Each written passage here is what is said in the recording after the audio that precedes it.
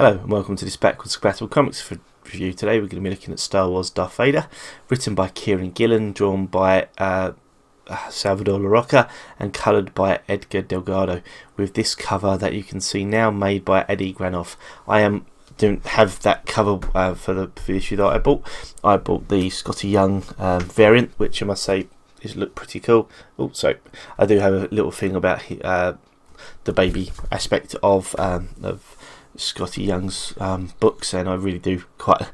So far, I have both of the Marvel books that have been released. I have both of them in that variant. So I say the two books have been released. Obviously, you've got the Star Wars book, which kind of follows the main Rebel 6, which is Leia, Han, Luke, Chewbacca, and C-3PO and R2-D2, and then for this one, which is the latest one, which came out on Wednesday, we follow the adventures of Darth Vader. Now, this book is set in between Star Wars and Empire, and when I was growing up, Darth Vader was probably one of the greatest movie villains of all time.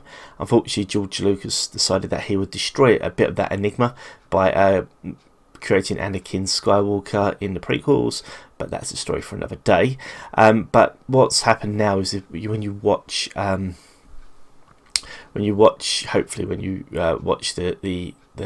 original trilogy, you won't be too tainted, but I think partly, unfortunately for me, I kind of am, because Vader was always a complete and utter badass, and now he's basically just an emo kid who got some powers.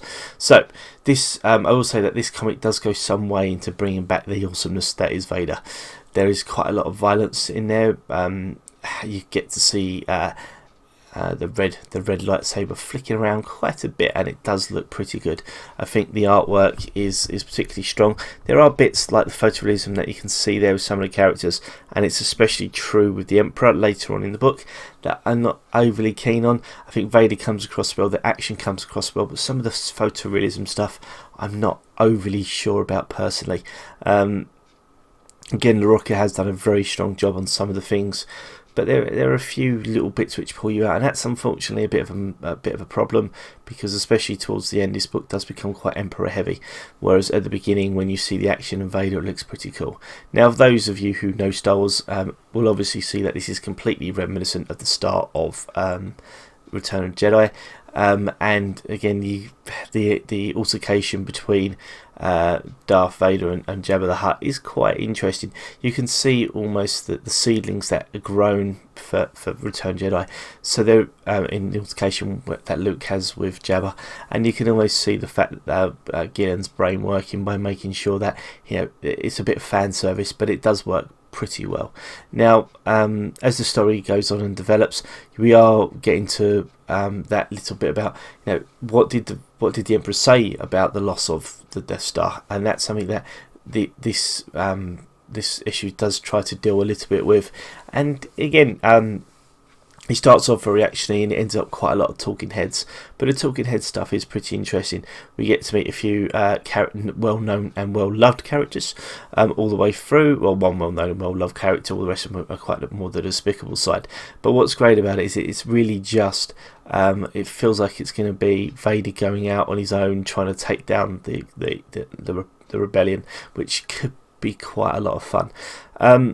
Of the two, I think I do prefer this to the Star Wars one.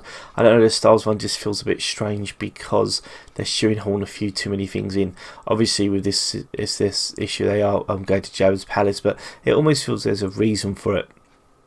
It also feels there's a reason for the other character which comes in later in the issue.